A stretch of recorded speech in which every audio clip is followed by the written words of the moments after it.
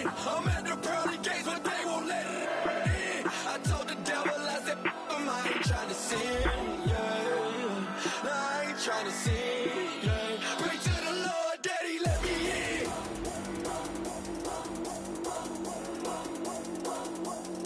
I'm breaking in.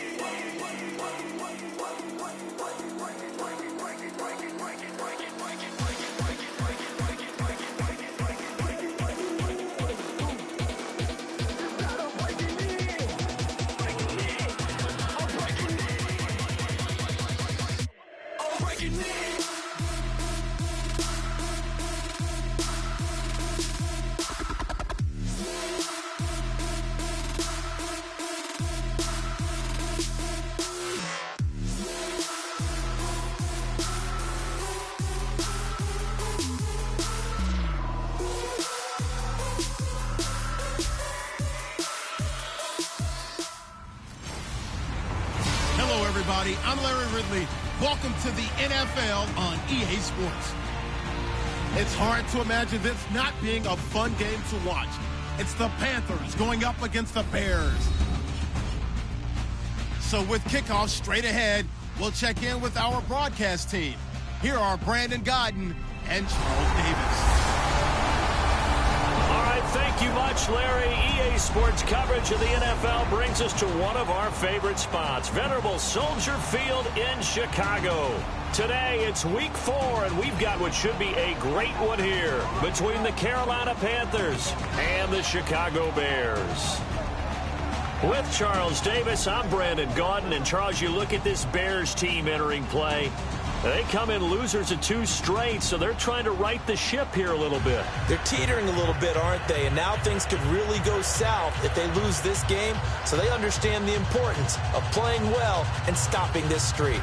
On the other side of the field for the visiting Panthers, they too were losers last week, so they're also hoping to get back in the win column. Something's got to give in this one, right? Both teams want to start a new streak, and they both want it to be a victory. This should be a fun one. On the return, it's Ted Ginn Jr. And he'll take this across the 25, a couple extra yards, up to the 27-yard line. So here are the Bears now for their opening drive. They'll be led out by the all-time leading passer in Vanderbilt history, the veteran quarterback. It's Jay Cutler. And while it probably hasn't been a whole lot of fun for Jay Cutler throughout his career because he's had a lot of different coaches and offensive coordinators, it also has made him extremely adaptable. There's not anything he hasn't seen or done on offense in the NFL.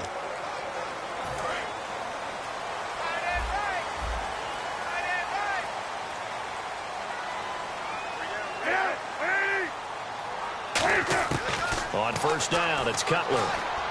And he hits Jason Witten, the tight end. Give him 9 there on the first down completion. A good, safe pass there right off the bat. That's almost a rhythm play. That's what we like to call it. Get them into rhythm early, something safe, something they're confident about, something they feel good. And once that's completed, then you just keep moving from there because the confidence elevates. Now it's the Chiefs' all-time leading rusher. It's Jamal Charles on the carry. And he'll cut it to the left sideline. A big pickup there on the run. 31 yards. Well, that was a great example of what we've been told from the time we first put on pads as little guys in the backyard.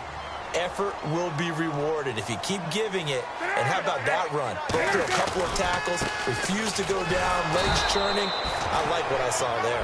That's going to go as a loss of 2, and it'll be second down.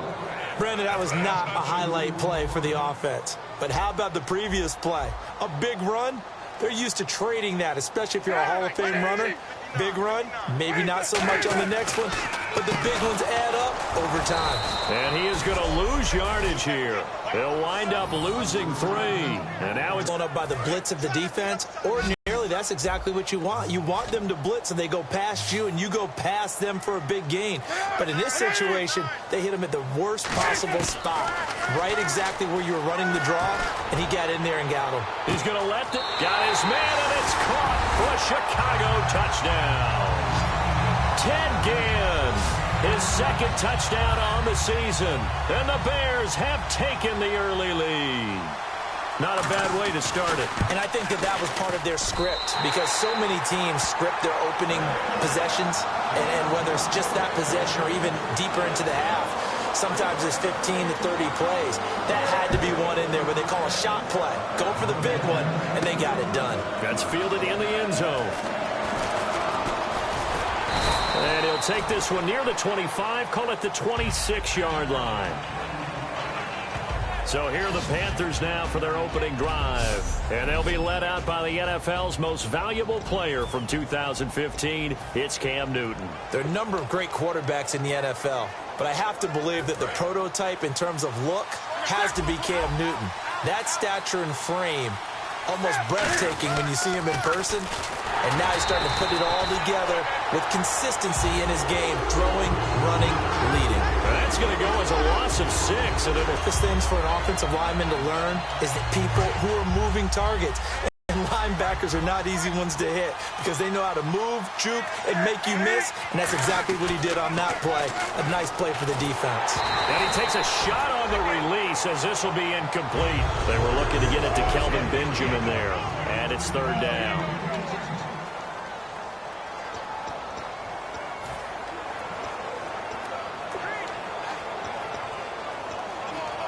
And the offense looking to pick up the first down after the second down incompletion. So it's third and long, and defensively not a real surprise there in the dime.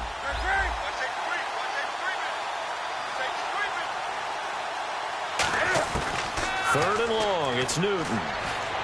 He's going to go for a big play downfield. And it's incomplete. Took a shot, couldn't connect. Pass interference, defense. Pass interference call. Charles, you were a defender. You know how hard it is to defend the pass without committing this penalty. And if they would let them play with a little bit more contact to give the defender a better chance, we wouldn't have nearly as many flags. Newton on first down.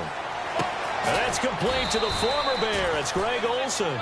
It's a pickup of 19. And it'll be a Carolina first.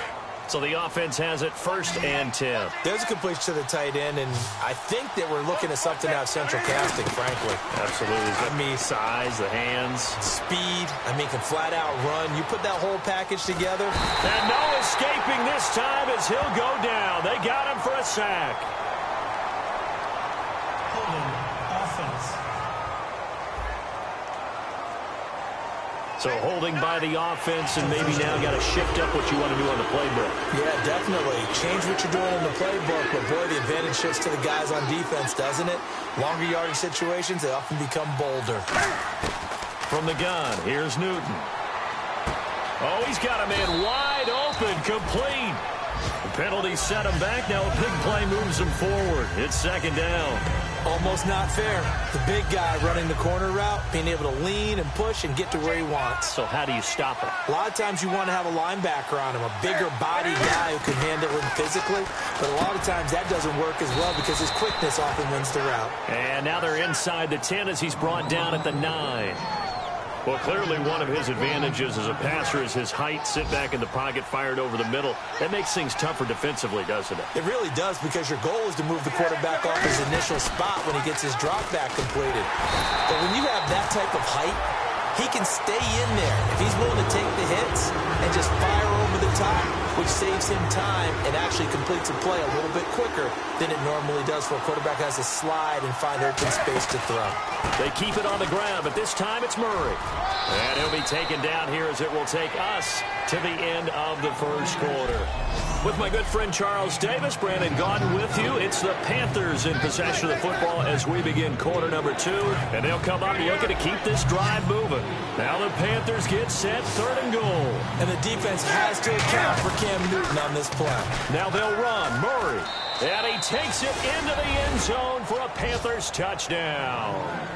Latavius Murray, his 4th touchdown on the year. And the Panthers are now an extra point away from tying up this game.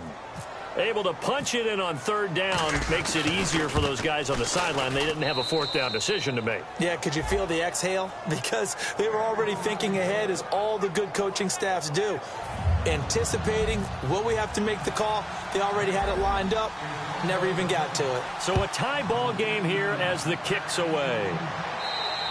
And they will not get a chance to return this one as it's through the end zone for a touchback.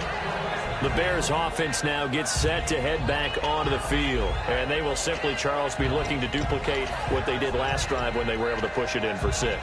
And they hope it'll be that easy, right? To be able to take exactly what happened before, replicate it. They may have to make a few additional changes along the way because I'm sure the defense will make some adjustments, but they've got to have great confidence having scored the last time out. And he'll take this up near the 35, maybe the 34. Give him 9 on the carry that time, and they're set up with a 2nd and 1. And once again, leverage wins. The offensive line, lower than the defensive front. They moved them and found some good space for the guy carrying the ball.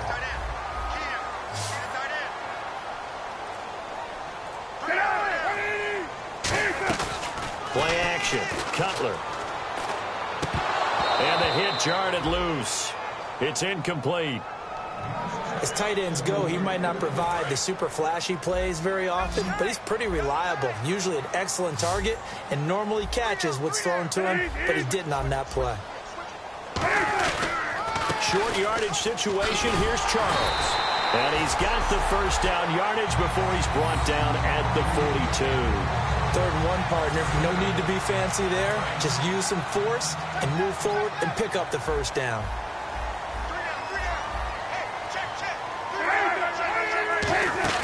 Now a play fake here on first down. He's going to float this one deep right side. And that one falls incomplete. Looked like he might have had position there, but he couldn't hold on it at 2nd down. Offense still needing 10 yards, 2nd down. Well, they went for the big play there, but that drop could really hurt their momentum. On 2nd down, Jamal Charles. And this play will be blown up. He'll lose yardage back at the 38. It's a loss of 4. Now 3rd down. The evaluation process in today's NFL does not take into account as much bulk as it does speed, and that's what we're seeing with the linebacker position. Those guys that can run, they can play at any spot because they can make plays on the opposite side of the line of scrimmage. And Gibbs got it. And he's taken down, but not before he gets this into enemy territory across the 40. So after that big gain, let's see what else the offense has up its sleeve. Wow, I can't help it. When I see Jay Cutler throw the football and throw one like that with a big completion, I can't help but be impressed. His arm strength, such an asset, huh? It really is, because it gets him in trouble sometimes, but I think it gets him out of trouble more often than that. 2nd down to the offense needing 5 yards. And that's exactly what you want on a first down run. Pick up 5 yards, bring up 2nd and 5. The defensive line, though, they've got to figure out a way to out-leverage the guys up front because the offensive line is winning at the point of attack. 5 yards is the pickup there as that extends this drive. 2 minutes to play in a tightly contested first half. We're back to Soldier Field following this short break.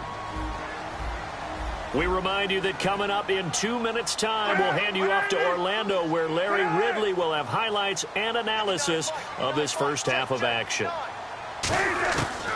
1st and 10, it's Cutler.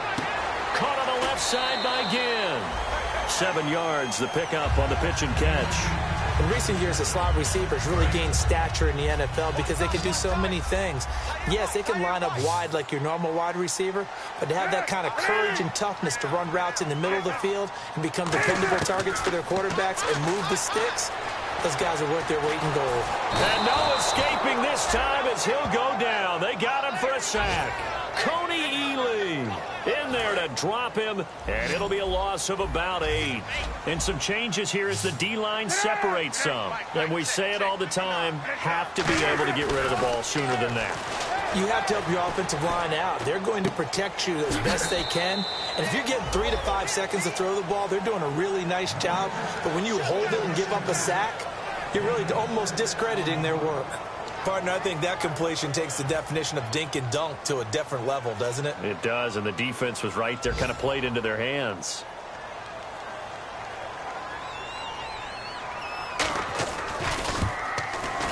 And Novak's kick is good.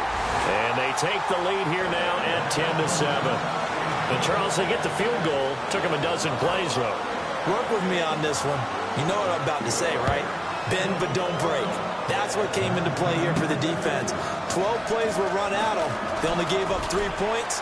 In a lot of ways, that's a win for the defense. And he'll take this across the 25, couple extra yards, up to the 27-yard line. Return team.